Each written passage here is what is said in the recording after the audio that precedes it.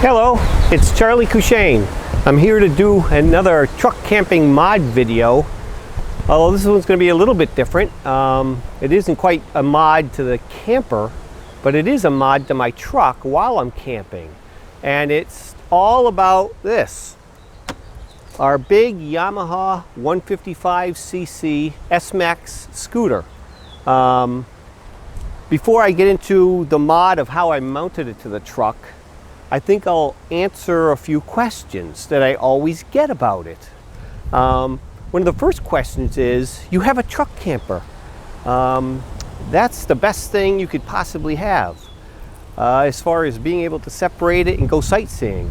Well, one of the things we found is that we like to take the scooter off and go sightseeing to places that are easier to access with the scooter.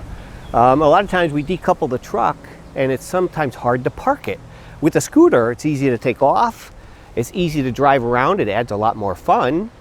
We also can park it easily, and let's not even talk about the 100 miles per gallon versus the 12 miles per gallon. So all in all, that's the main reason we do it, because it adds an extra level of fun to our camping. Another question I get all the time is, why did you mount the scooter in the front versus the back? Well, our truck with the camper on it has a 4-foot overhang over the back bumper. That means I'd have to have at least a 4-foot plus another couple of 6-foot extension on my hitch, which I've seen people do with super hitches, but it starts to get bouncy. Plus all the dirt and dust from behind the truck catches on what's back there. So I decided way up front I didn't want to do that. I wanted to put it up front where I can keep an eye on it. Another question I get asked all the time is, what about visibility? When you mount it up here, doesn't it block your view? Well, I'll show you a little video I took today driving that shows that it doesn't block my visibility at all. As you can see from this dash cam video, the handlebars are off to the right and in the breakdown lane are off the side of the road, so they're not in my view. And also the seat is low enough and the carrier are off to the far left, so they're not in my view either, so I don't have any restrictions from the scooter in front. Another question I get all the time also is, doesn't the scooter block the airflow and heat the truck up more? But as you can see, I have this step through design of the scooter, so all the air goes right through it and right under it, so I have not noticed any change at all with the temperature of my truck running, which has been really good. So those are the main questions I get asked all the time. Now I guess I'll get into the way this whole hitch has evolved over the past 2 years, and each time it's incrementally got better. So I'll get into that now. One of the most important changes to this whole hookup that I've made are these long black bars that you see. Now these are unique to my scooter setup because I custom made them for this scooter. And let me explain why I did that. Before, I didn't have this bar, and there'd just be a strap around the handlebar down to this support on both sides. And you tighten it down, and what you're doing is you're tightening down the shock in the front, and that's what holds the scooter in place, just that shock and the spring in the shock, which works most of the time okay, except there was one time we were on a very, very bumpy road.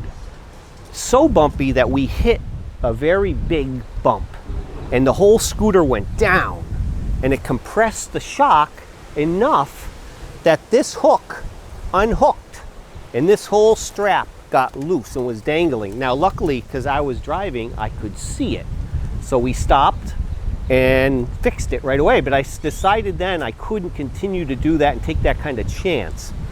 So what I did is I got this is a piece of 5/8 inch threaded rod that's threaded on to this hoop, as you see here, that goes around the handlebar. And the other end has a nut on the end that goes into the end of this hook right here. With that, I put it on the hook and I put it on here with the strap and I pull it tight. Now what that does is it puts all the force right on this rod, all right? And I do it on both sides.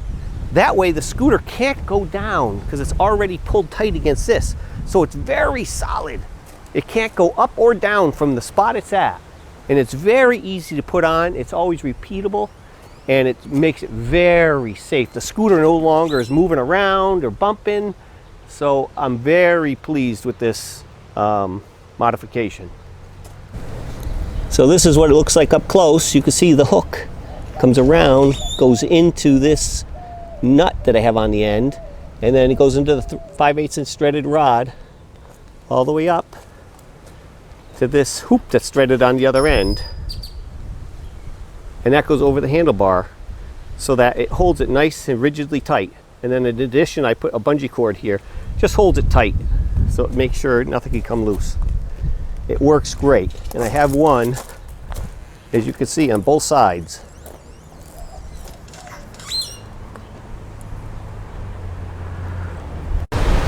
Another little thing I do is I add right up top here to my brush guard this noodle. It's an actual noodle with a bungee cord running through it.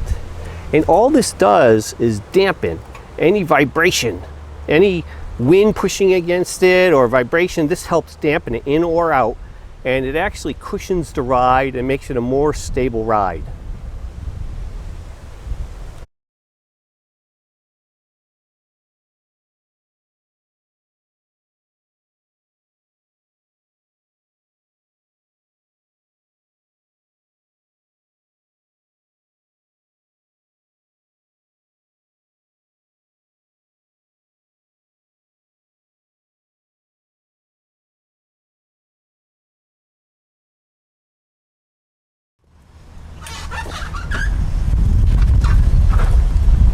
Perfect.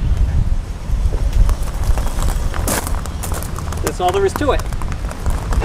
Okay, now I'd like to explain a lot of the parts and pieces that went into this. It all started with this 8-inch drop-down receiver. As you can see, I added a receiver to the front of my truck, and it goes to an 8-inch drop-down receiver, which then catches the actual scooter bar, okay? And that's all there was for a while. And as you can see, I even added these anti-rattle pieces, as you can see here and there, and that makes it so that when you are actually moving, it is solid. All right, so that's one of the modifications I did, the anti-rattle thing. Another thing I noticed with my heavier scooter, I wanted to stabilize this side to side, so I added these supports right here.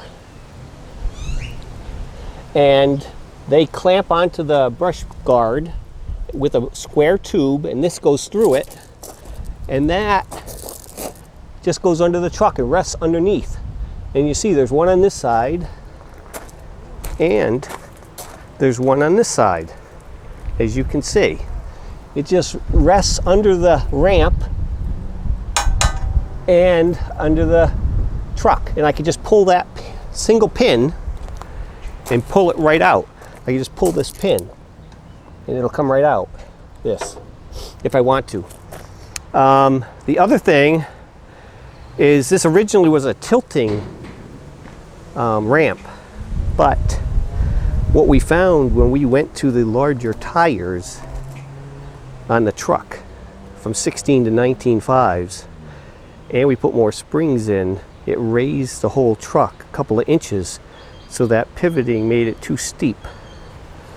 So now I made this additional ramp that hooks on the end and goes down, so with a tall ridge. So now I can just ride up and onto the ramp. All in all, this works fantastic. Everything is necessary. The bars to stabilize it, these two bars here and here that stabilize it this way, make a huge difference in the safety and stability. The only other thing I had to do to make this work was, as you can see, I had to add these outer driving lights, one on each side. That is because the scooter is so wide, it blocks half of the headlight. So those are auxiliary driving lights, so that if I'm driving at night, I turn those on and I can see. So that is the project. There's a whole bunch of mods done over time that made this a safe way to carry the scooter. We'll see ya.